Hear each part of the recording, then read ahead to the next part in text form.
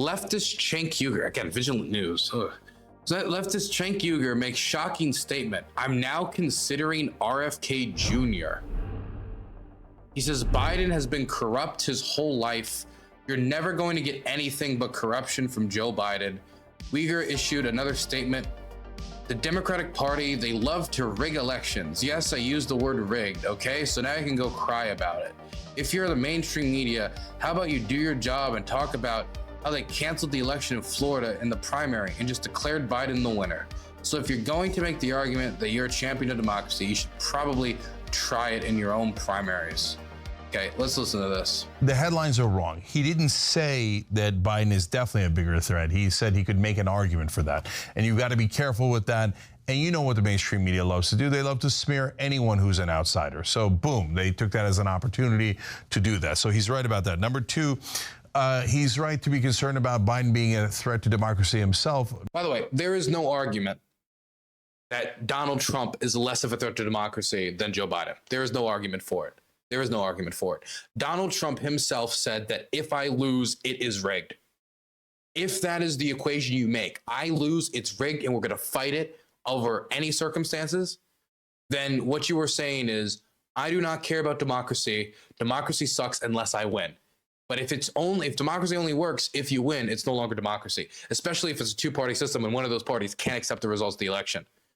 Donald Trump tried to call the Secretary of State of Georgia and get them to find the exact number of votes he was down by. He even gave them the list. It was like, I need only 13,321. I can't remember the exact number, but he gave them the exact number necessary to win. He had a bunch of people falsify documents to call themselves fake electors and had these LARPy-ass fake elector meetings where they would all come together and certify votes that weren't real while declaring they were electors, which they weren't, in order to try to cause confusion. And this was the strategy. It wasn't that they actually had the votes or thought they could get the votes with this scheme to make it like, hey guys, see, here's the case, here's how I totally won. The point was that they could cause enough confusion about who the real electors were that they could get Mike Pence to overturn the results, send it back to the states, which were largely controlled by Republicans, and then overturn the results of the election. By the way,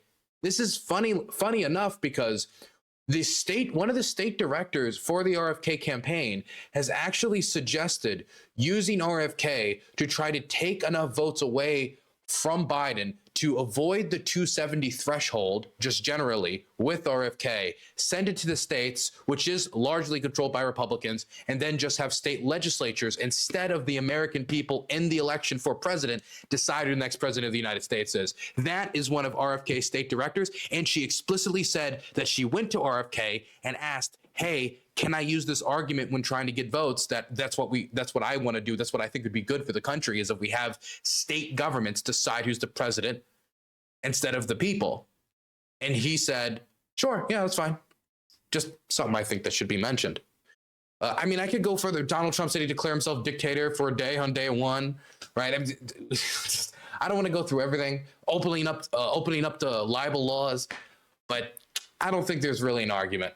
I don't think there's an argument. Maybe not for the reasons that he's stating, but Biden did, support anti-democratic movements within the primary. The Democratic Party canceled the election in Florida. They try to keep out every candidate in North Carolina, Tennessee, etc. So they love to rig elections. Yes, I use the word rigged, okay? So you can go cry about it if you're mainstream media. How about you do your job and talk about how they canceled the election in Florida in the primary and just declared Biden the winner? So if you're going to make the argument that you're a champion of democracy, you should probably try it in your own primaries. Okay, so there's a few things I want to say here. The first thing is, I do believe that the Democratic Party should have had a just straight, full primary during the last election, during the Democratic primary process, like full primary. And I don't think they should have started in South Carolina. And I'm not saying that because I don't like South Carolina. It's that it was obvious that South Carolina was chosen, in my mind, because Biden would perform well there, and they tried to move it over there, and they tried to skip Iowa. Mind you, though, Biden still won Iowa when Iowa held their primary first anyway, even though they didn't focus on it at all. And then he went on to win South Carolina, and then he went on to win every single state after that. And so Joe Biden was going to win that primary no matter how it went. He won every primary and it wasn't even close. In the states that it was closest in, like Iowa, where he didn't even participate, he still won. And I think he like won with like, was it a write-in campaign? I remember it was like a write-in for Biden campaign that was going on there. He like curb stomped the primary process. And again, I still think they shouldn't have done it that way. I generally agree with some of the principal Cenk's putting forward here, but let's be clear. The idea of the incumbent president of the party just basically taking it as a W and taking it as a given that they're the nominee and acting that way with the primary process has been the standard for politics in both the Republican and Democratic Party. Now, the switching up of the first primary state and stuff like that, that is unique. But this is not so far out the bounds that this breaks tradition with like what has been going on in American politics. You can still stand against it in principle, but there's no argument this guy could make to me that if Donald Trump was the Republican nominee and had the opportunity to undercut primary candidates when running for president, that he wouldn't do that if he can control it and he was already the incumbent. I mean, how much do we know about Joe Walsh's challenge to Donald Trump last time? How much resources were put towards those people to make sure that that race was fair? The point is, I don't think, while you can agree with this on principle, I don't even think this is in the same general ball house as what we're talking about with Donald Trump and what he wants to do with American democracy. And pretending that it is, I think, is naive. For the first time today, I'm now considering RFK Jr.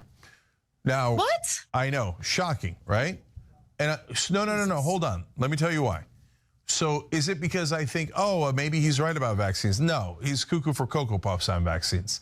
And on several other things where he believes in conspiratorial theories that I don't believe in at all. To be clear, RFK is like an open Russian sympathizer. He'll just regurgitate Russian propaganda. He is like a straight up anti-vaxxer, all in all.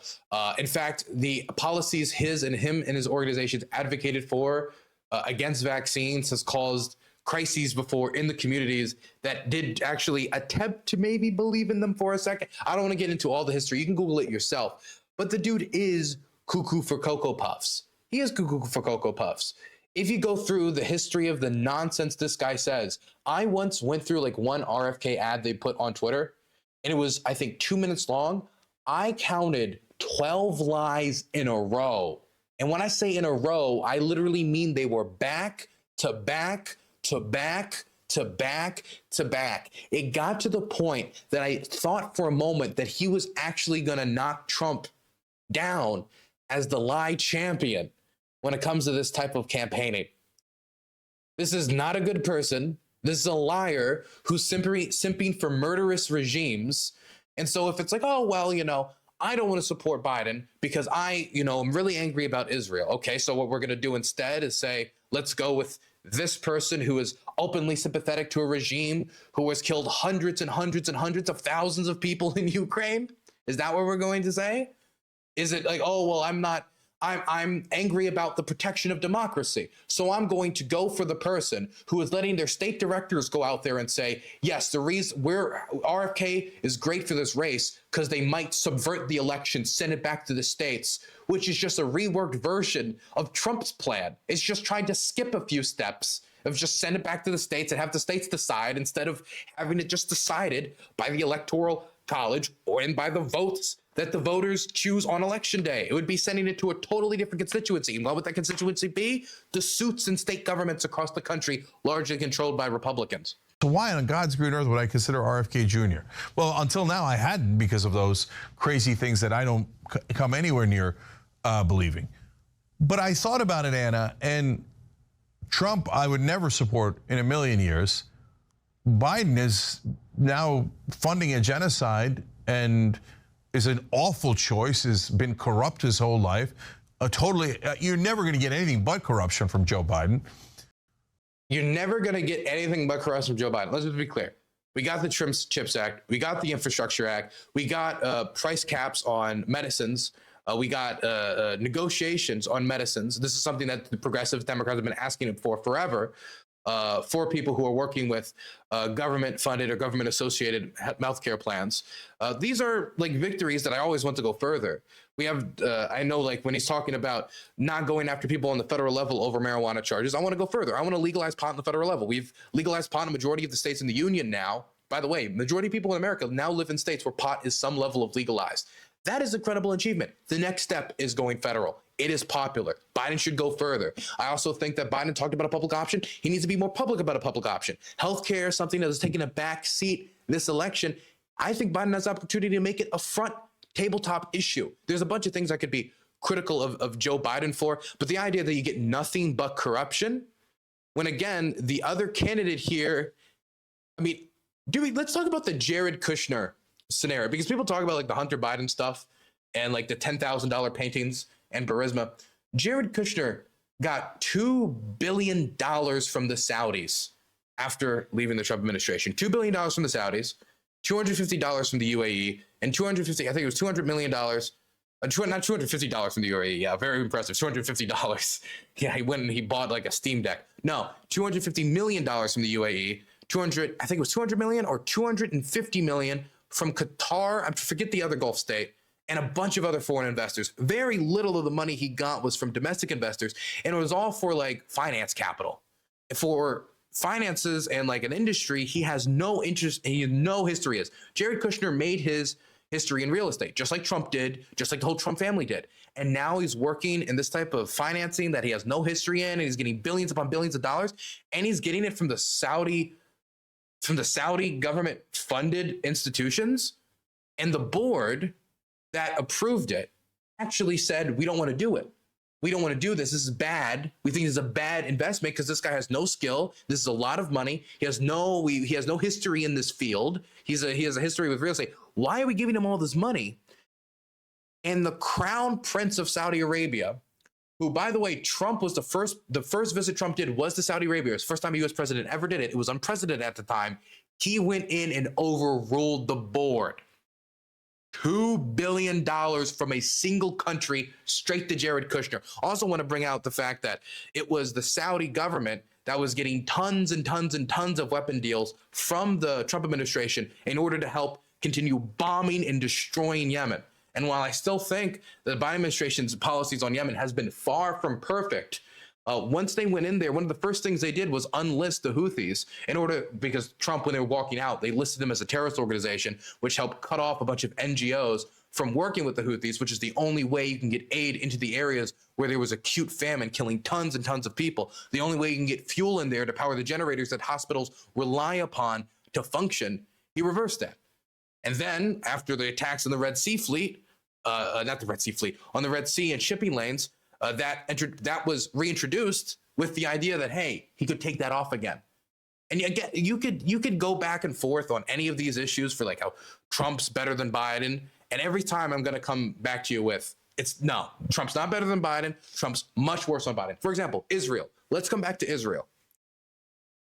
Donald Trump certainly was not my choice, and he's not going to be my choice. And Joe Biden was not my choice. I voted for Bernie, and then I voted for Biden in the general because Biden's better than Trump. That's the call I made. Biden's better than Trump. Biden's better than Trump. Voted for Biden. But the thing that I never thought Biden would be worse on Donald Trump on would be this issue. And so when I hear something like this, like, oh, Biden's bad on it, so I'm not going to vote for him. Let's compare these two on this issue. Joe Biden has given Israel a ton of weapons. That is true. That is true. He is now being pressured from his left flank and Chuck Schumer and in the Democratic Party to actually hold aid back. Nancy Pelosi signed a letter asking the president to hold aid back. That's the direction the Democratic Party is moving in. And another term, that's the party that would be governing the White House and influencing Joe Biden. Donald Trump's base is the evangelicals. There is no scenario where Donald Trump could abandon Israel when it comes to weapon shipments and leave them alone, be like, screw you guys, I'm going home. And he could get away with it politically. He can't, because his base is the evangelicals. They love him. They worship him. He got higher margins with evangelicals than Bush did. And Donald Trump, remember, he's the guy who said, let's kill the families of terrorists. Do you guys remember Donald Trump's Middle East peace plan? You guys remember? It was horrible. It was awful. It was laughed out the room. He was the person who moved the embassy to Jerusalem and causing inflammation in the region. It got a ton of backlash. The situation with Joe Biden, I believe he should be more aggressive and being willing to withhold aid. That's a critique I have of him. But if Donald Trump goes in there, his main critiques are going to be, God, why isn't he bombing them harder? God, why isn't he killing more civilians? You got to kill the families of terrorists, direct Trump quote. And these are the two candidates. These are the two candidates that can win. RFK Jr. has no shot. RFK Jr.'s main impact he can have on the election is as a spoiler, which his state directors acknowledge and openly say they could use to try to undermine American voters and them being the ones that choose who the next president of the United States is. Donald Trump in every way is worse on this issue. I don't like Biden on this issue particularly either, but Donald Trump is worse on every way on this issue. And when you're trying to choose who's going to be the candidate, it's not a fucking choose your own adventure novel. It's not what is it? What was that game on the DS where you could write whatever you wanted and it would create it? It was like Scriblio or something. I forgot what it was. Back in the day, it was banger. He had a little red hat on his head. Somebody's going to tell me what game it was. That is, you have two options here. You have two options. I wish the system in America was different. I wish we had more options for president. I do. I think that's one aspect of the American system that could obviously use change to me, right? But that's not where we are right now. You've got path 1 and you've got path 2. You cannot just magically craft path 3, especially when the people working on path 3 are openly saying, actually, this is just a psyop for path 2. So am I positive RFK Jr. would be worse? He would probably, on health and science, definitely he would be worse. But on everything else, like anti-establishment, money out of politics, I'm not positive RFK Jr. would be worse than Biden. By the way, RFK Jr. is more hawkish on Israel than Joe Biden. Does he not know anything about RFK? This is the thing. I've seen RFK Jr. supporters go fucking crazy when they see RFK Jr. talk about Israel because they've never heard him talk about Israel. He keeps his mouth maybe he keeps his mouth purposely shut. I don't really know. I'm speculating here. But I think he keeps his mouth purposely shut on Israel because when he opens his mouth on Israel, everybody starts freaking out because it's like, oh my God, this dude's like a hawk on Israel, like a complete hawk on Israel. Joe Biden is not more hawkish than either RFK or Donald Trump on this issue. If your problem is what's happening between Israel and Palestine, how can you say, I'm going to go vote for the guy who's more hawkish? At this point, just write in Santa Claus as a protest vote. I would respect it more, unironically. I would respect it more if Cenk Uygur said he was going to be voting for Santa Claus because he's the pacifist candidate come 2024. Because at least then you'd be, well, I guess Santa Claus will bomb anyone. That's true. True. That is true. And that would be it, because I would disagree with the fact that he's basically just checking out of the electoral system. But how do you say in order to protest Joe Biden's support of Israel, I'm going to run over to the campaign that supports Israel more? Thank you for bringing up the game. The game's name was Scribblenauts. Thank you. That game was banger and certainly much better than this horrible, horrible take from Cenk Uygur. Scribblenauts was awesome, man. I love it, dude. If you were a young kid with a slightly creative tendency, man, you loved Scribblenauts. That was the shit. Like I had to really bite my tongue when I voted for Joe Biden last time. I did, to some degree. I did the hoodie and I did the Biden woohoo. But in a lot of ways, I had to bite my tongue because I didn't want him to be the nominee. I wanted Bernie. I went out in a canvas for Bernie in South Carolina. I wanted Bernie bad. I also lost my mother to heroin, to drugs. And I do think, in part, the criminalization of her drug use helped her spiral down. I don't think that was the main contributor. I think there's a good chance she would have spiraled down nonetheless, but it definitely did contribute. And when I think of the crime bill, which Biden did help author, and how that had an impact on how drug users are treated, it was something that did make me bite my tongue. But I understood the general stakes.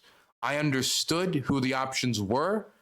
And I understood that at the end of the day, it was either option A or option B. And I wasn't going to get the political revolution I wanted, but I could get some incremental gains instead of the crushing of the institutions that has had America last as long as it has. If I ever want to work towards these goals, I cannot give power over to the person who never wants to let go of power. This is probably one of Cenk Uygur's worst takes. I don't even know if he's truly thought this out. Again, supporting RFK because you're angry at Joe Biden on Israel is incoherent. It is incoherent. What it'd be like, you know what it'd be like? I'd be like, God, man. Guys, I just care too much about misinformation to vote for Donald Trump as a Republican. I just can't do it. He's just lying all the time. I just can't do it. As somebody who's read the Bible, I know that liars go to hell. So I'm not voting for no liar. I'm not. Anyone who spreads misinformation does not deserve my vote. And that's why I'm writing in Marjorie Taylor Greene for President of the United States. It makes no sense. It makes no sense.